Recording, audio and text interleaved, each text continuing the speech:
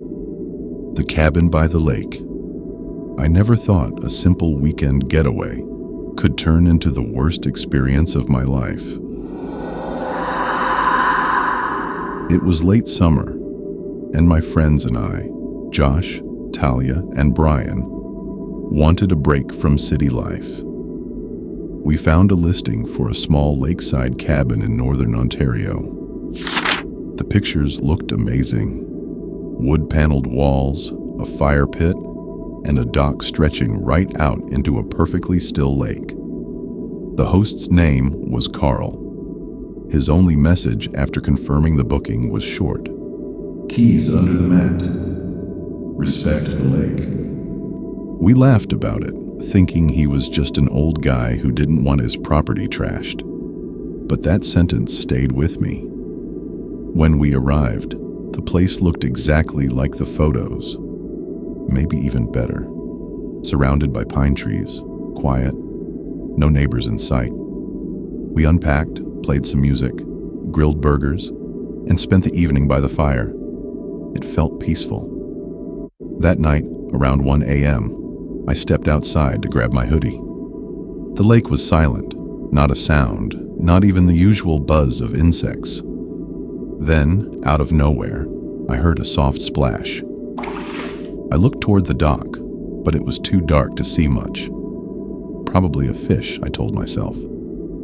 The next morning, I noticed something strange.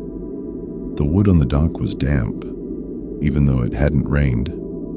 There were wet footprints, bare feet, small, like a child's, leading halfway down the pier, then stopping.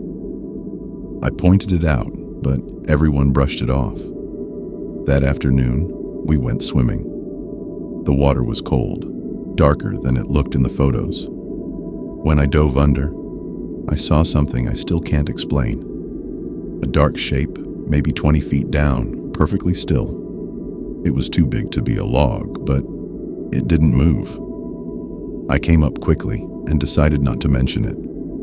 That night, we stayed up late again, drinking and playing cards. Around 2 a.m., Talia froze mid-laugh. "Do you hear that?" she asked. It was faint at first, the sound of slow footsteps on the dock. Brian grabbed his flashlight and shone it outside. Nothing. The water was completely still again. The footsteps stopped. Josh said, "Probably an animal." But no one really believed that. The following morning, we found muddy prints near the cabin door. They started at the edge of the water and ended right at the welcome mat. By then, we were all uneasy. We decided to leave the next day, but that night, I couldn't sleep. I sat by the window, watching the moonlight hit the lake. Then I saw movement. Someone standing at the end of the dock. At first, I thought it was Josh or Brian, but the figure was too still. Just standing there, facing the cabin. I whispered their names, but no one answered. Then the figure slowly stepped forward, into the water. But the ripples moved the wrong way, like the lake was pulling inward instead of out. The next morning, we packed fast. Josh tried to start the car, but the engine wouldn't even turn over. We had no signal, no Wi-Fi, and the landline inside didn't work. While everyone argued, I decided to walk around the property. That's when I found it. An old, faded photo frame lying behind the cabin. Inside was a picture of 4 people on the same dock, smiling. The date said July 1985. I froze when I read the names written on the back. Josh, Talia, Brian, and my name. That night, the footsteps came back. Heavier this time, closer.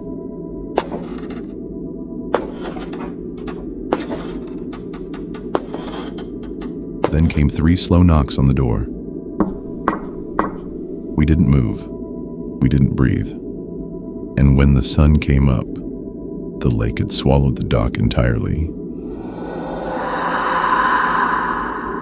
We managed to leave later that morning after the car miraculously started. None of us spoke during the drive. When I got home, I tried to message Carl. The listing was gone. Airbnb said no such host existed. The property didn't even appear on the map anymore. A week later, I found an old newspaper clipping online. 4 campers drown in Lake Morrow, 1985. Bodies never recovered. The names were ours. Sometimes, when I close my eyes, I still hear that sound. Slow footsteps on wet wood.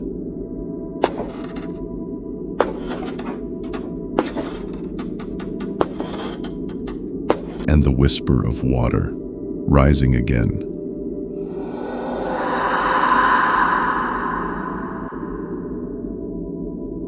The hotel that doesn't exist. Vacations are supposed to be simple. You pack a bag, book a flight, and let the world slow down for a few days. That's all I wanted, to disappear from everything for one weekend. So when I saw the ad for the Grand Miramar Hotel, a vintage seaside retreat on the Croatian coast, it felt like fate. The photos were perfect. Old stone walls, tall windows, waves crashing just below the balconies. It looked like something from another time. Peaceful, untouched, real. I booked it that night. When I arrived, a strange quiet surrounded the place. No taxis, no crowds, just the sound of the sea and a single distant bell, ringing somewhere in the hills. The hotel loomed over the shoreline. Beautiful, but wrong. The paint was faded, the sign half missing. It looked like no one had stayed there for decades. Inside, the air was cool and smelled faintly of salt and old wood polish. A woman behind the counter looked up and smiled. Welcome to the Grand Miramar, Miss Langley. We've been expecting you. I hadn't told them my name yet. She handed me a brass room key, heavy, ornate, with the number 212 engraved on it. When I asked if there were other guests, she just said, "Yes, but they're all resting now." My room was lovely. High ceilings, lace curtains, and a balcony overlooking the sea. But everything looked too perfect, like a memory frozen in place. I unpacked, showered, and tried to call my mom to tell her I'd arrived safely. No signal, not even a single bar. I tried the Wi-Fi. Nothing. The landline on the bedside table had a cord so old it was frayed at the edges. When I picked it up, I thought I heard faint breathing, but no voice. That night, I went down for dinner. The dining hall was beautiful. Candlelit tables, crystal glasses, waiters moving silently in black suits. But the guests, they didn't look right. They were dressed in formal wear, long gowns, tuxedos, like something out of the 1950s. They smiled politely, but their eyes never met mine. They barely moved. The same piano song from earlier played on loop.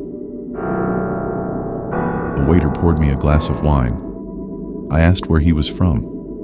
He didn't answer, just smiled, his eyes empty, and said, "Enjoy your evening, Miss Langley." When I went back to my room, I noticed something odd. The clock on the wall read 9:17. I brushed my teeth, changed, looked again. Still 9:17. The next morning, sunlight streamed through the window. For a moment, I felt normal again, until I stepped into the hallway. The same guests from last night were still there, in the exact same positions. Frozen smiles, same soft music echoing through the hall. I walked outside toward the lobby, but something had changed. The front door led straight back into the dining hall, and when I turned around, my room key was gone.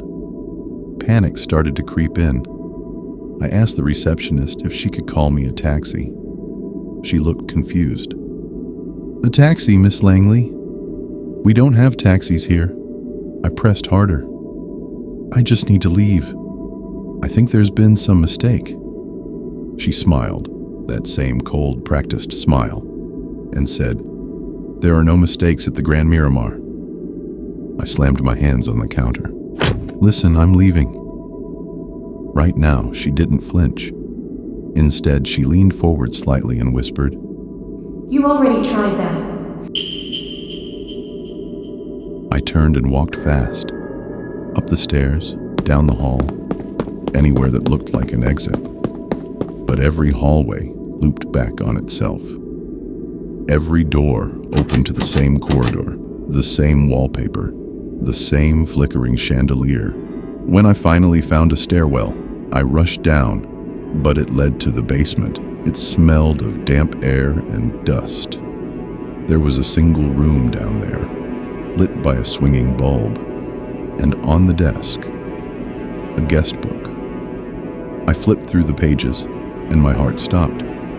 There were hundreds of names, all written in the same perfect handwriting. The last page read, August 12th, 1954, Miss Eliza Langley. That's my name. I dropped the book. When I looked up, the bulb flickered off. In the brief darkness, I heard the soft whisper of the receptionist's voice. Welcome back. I ran, back up the stairs, through the halls, screaming for help. But no one answered. When I reached my room again, everything was exactly as before. The suitcase neatly packed, bed untouched, the key on the nightstand. I looked out the window. The sun was gone. It was night again. The same moment I arrived. I screamed. I hit the walls. I threw the lamp, and then, from behind me, the phone started ringing. When I picked it up, I heard my own voice. You shouldn't have come back, Eliza. The mirror across the room rippled like water, and I saw them. The other guests, standing behind me, smiling. Their faces pale and flickering like candlelight. One by one, they whispered in unison. We never leave. The window shattered open, and for a split second, I saw the reflection of fire. A burning hotel collapsing into the sea. Then everything went dark. When I woke, I was standing outside again. The hotel looked new, bright, beautiful. A young couple walked past me, laughing, dragging their luggage. They stopped at the front desk. The receptionist smiled warmly and said, Welcome to the Grand Miramar. We've been expecting you. They didn't notice me standing there. Or maybe they couldn't.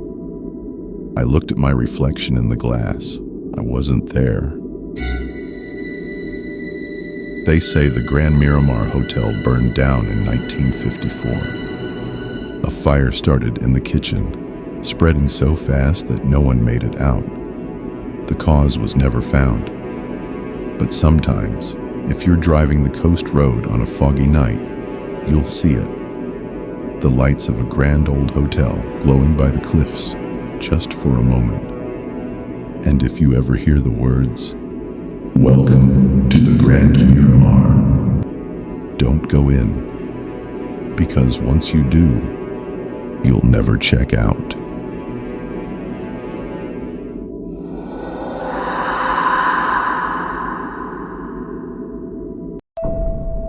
The Island Resort's last guest. I still remember the night the footage appeared online. A single video, 23 seconds long. A woman whispering, You shouldn't be here. then static, and a pale face in the dark. They said it was fake, but the woman, Sophie Daniels, was real. She vanished on an island resort that, according to records, hasn't existed for over 40 years. Sophie was a travel vlogger, bright, fearless, always chasing new places. Her final trip was to Azure Haven Resort, a hidden paradise off the Indonesian coast. 5 villas, private beaches, no Wi-Fi, no distractions. She called it the perfect escape. The staff smiled too much, spoke too little. One of them, an older woman, said softly, You'll find the peace you're looking for. On her second day, Sophie wandered farther down the beach and saw another villa, abandoned, curtains drawn tight.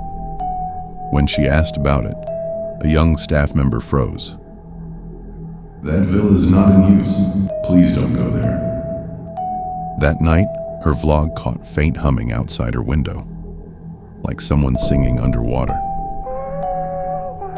At sunrise, Sophie found wet footprints in the sand, small, bare, leading from the sea straight to her villa door. She filmed them, laughing nervously. Okay, seriously. Who's pranking me? But the footprints stopped at the welcome mat. No return trail.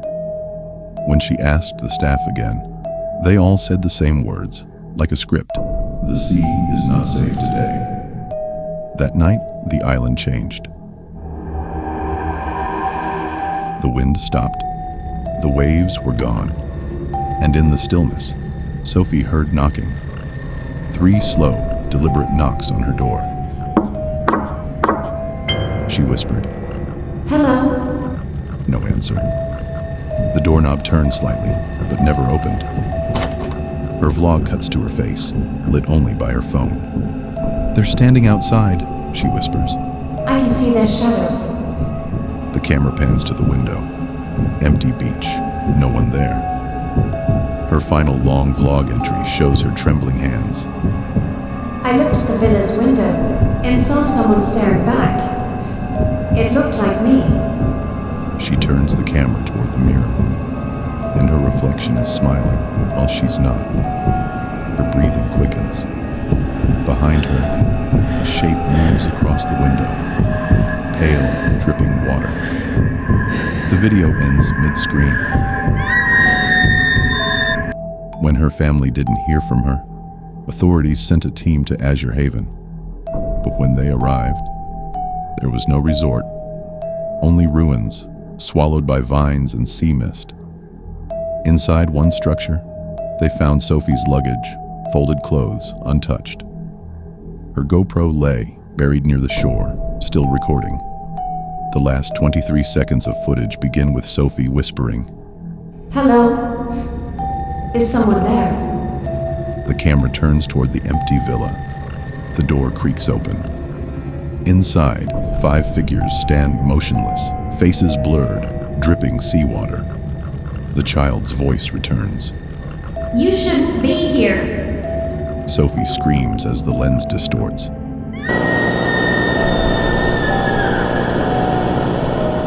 And for a split second, you can see her reflection in the water. It's smiling, even though she isn't. Local archives revealed the truth.